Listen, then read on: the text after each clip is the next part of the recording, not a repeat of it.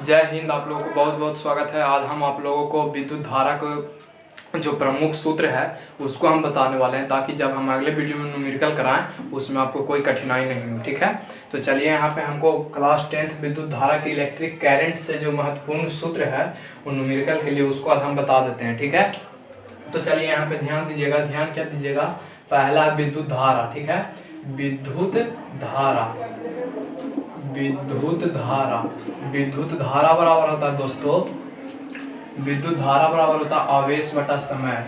आवेश बटा समय याद रहेगा आपको कि विद्युत धारा बराबर क्या होता है, तो आवेश बटा समय। इसको देखिए, फिजिक्स में शॉर्टकट लिखने का प्रयास कीजिएगा। विद्युत धारा को सूचित हम लोग को जिसे कहते हैं तो आई से, आवेश को कोई चीज से सूचित करते हैं तो क्यू से, और समय को टी से, यानी आई बराबर क्यू बटा टी। आपको याद रहेगा कि विद्युत धारा बराबर आवेश बटा समय। इसको विद्युत धारा को कोई चीज से सूचित करते हैं तो आई से, आवेश को क्यू से, समय को टी से, यानी कि आई बराबर क्यू बटा टी। पहला फार्मूला आपका ये है। दूसरा फार्मूला में आता है दोस्तों, दूसरा फार्मूला में आता है वी बराबर आई इंटू आर। वी बराबर आई इंटू आर। ये कौन नियम से होता है, तो ओम के नियम से होता है। ओम के नियम से, ठीक है, ओम के नियम से। यहाँ पे ध्यान दीजिएगा, यानी विभवांतर बराबर होता है, वी से विभवांतर होता है, विभवांतर, ठीक है, बराबर होता है आई से कोई को सूचित करते हैं तो धारा के, यानी धारा गुने आर को प्रतिरोध। क्या होता है, प्रतिरोध। ठीक है, यानी कि ओम के नियम से V बराबर आई इंटू आर। कौन नियम से होगा, तो ओम के नियम से होगा, यानी V से विभवांतर आई धारा आर प्रतिरोध। ठीक है, दो फार्मूला आपको याद हो गया होगा। तीसरा फार्मूला आप यहाँ देखिएगा, प्रतिरोध बराबर होता है, यानी R बराबर होता है P L बटा A। ठीक है, क्या होता है, R बराबर P इंटू L बटा A। यानी यहाँ पे ध्यान दीजिएगा तो क्या होगा, यहाँ जो है R बराबर है, यहाँ पे ध्यान दीजिएगा पी एल ए बटा ए, पी इंटू एल बटा ए। यानी कहने का मतलब यहाँ आर को चीज के सूचित करता है तो प्रतिरोध के सूचित करता है। किसको सूचित करता है, प्रतिरोध के। एल किसको सूचित करता है, तो एल जो सूचित करता है लंबाई को सूचित करता है। ठीक है, यहाँ पे ए जो सूचित करता है तो अनुप्रस्थ, अनुप्रस्थ काट का क्षेत्रफल। ठीक है, काट का क्षेत्रफल। तो ये आप फार्मूला याद रखिएगा कि R बराबर P इंटू एल बटा ए, जहाँ R क्या है तो प्रतिरोध है, L क्या है तो लंबाई है, A क्या है तो अनुप्रस्थ काट का क्षेत्रफल है। ठीक है, तो आपको याद रहेगा, तीन सूत्र याद रहना चाहिए। पहला कुछ बताएं, विद्युत धारा आवेश बटा समय, यानी I बराबर Q बटा T, यानी विद्युत धारा को I से, आवेश को Q से, समय को T से सूचित करते हैं। फिर दूसरा फार्मूला बताएं, V बराबर आई आर, ओम के नियम से, यानी V को विभवांतर, I को धारा, R के प्रतिरोध करते हैं। फिर प्रतिरोध बराबर एक फार्मूला और हम बताएं तो P इंटू एल बटा ए, जहाँ R प्रतिरोध है, ए लंबाई, ए अनुप्रस्थ काट का क्षेत्रफल है। तो इसको आप लोग उतार लीजिएगा, क्योंकि न्यूमेरिकल जब हम कराएंगे ताकि इसका उपयोग होगा। ठीक है, इसीलिए पहले मैं इस वीडियो को बना रहा हूँ। तो चलिए सब इसको मिटा देते हैं।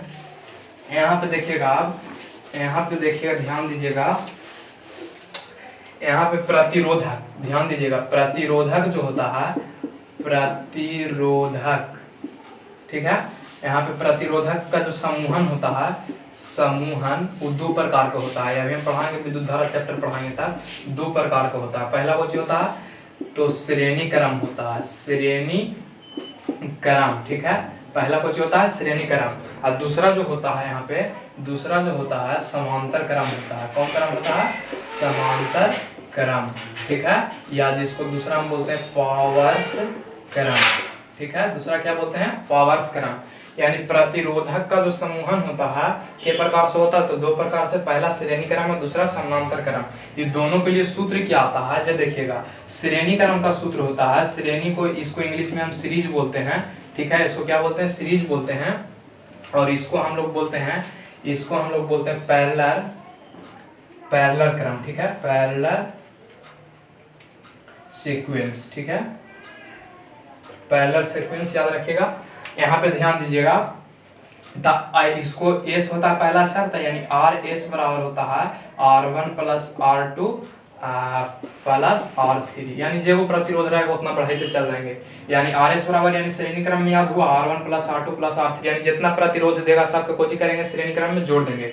और इसमें होता है, इसमें जो होता है 1 बटा क्या हो जाएगा 1/R1 plus 1/R2 plus 1/R3, यानी डॉट डॉट डॉट जहां तक रहेगा जे वो प्रतिरोध के मान रहेगा उतना का कोची करेंगे बटा 1 लिख के जोड़ देंगे। ठीक है, तो श्रेणी क्रम का आपको सूत्र याद होना चाहिए कि R1 plus R2 plus R3 powers क्रम में 1 बट्टा लेके करना। ठीक है, 1 बट्टा लेके, उसके बाद यहाँ पे ध्यान दीजिएगा, ध्यान को दीजिएगा विद्युत शक्ति, चौथा यहाँ पे ध्यान दीजिएगा विद्युत शक्ति। ठीक है, विद्युत शक्ति यानी W बराबर W बटा T होता है।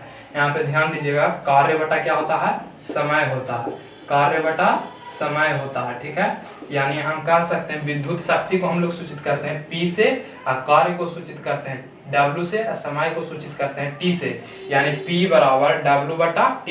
याद रहेगा आपको, P बराबर W बटा T। अब आगे आइए यहाँ पे, तो यहाँ पे ध्यान दीजिएगा एक होता है, यहाँ पे इसको मिटा देते हैं थोड़ा सा, अब हम समझाते हैं आगे, इसको मिटा देना। तो चलिए यहाँ पे आप देखिए, यहाँ पे ध्यान दीजिएगा थोड़ा सा, एक सूत्र और है जो आपको बहुत महत्वपूर्ण है, विद्युत धारा द्वारा उत्पन्न ऊष्मा का मान, ये याद रखिएगा, ऊष्मा का जो मान होता है इसके लिए सूत्र होता है, इसके लिए दोस्तों सूत्र होता है U बराबर I स्क्वायर RT। ठीक है, U बराबर I स्क्वायर RT। ठीक है, जहाँ पे I जो क्या है, धारा है। ठीक है, R क्या है, तो प्रतिरोध है। ठीक है, और उसके बाद यहाँ पे T जो एक दिया गया है वो क्या है, समय है। तो चलिए, आशा करते हैं कि आप लोगों को समझ में आया होगा। थैंक यू, और इस वीडियो को ज़्यादा से ज़्यादा लाइक कीजिए, शेयर कीजिए, अच्छा लगेगा तो। ठीक है, चलिए।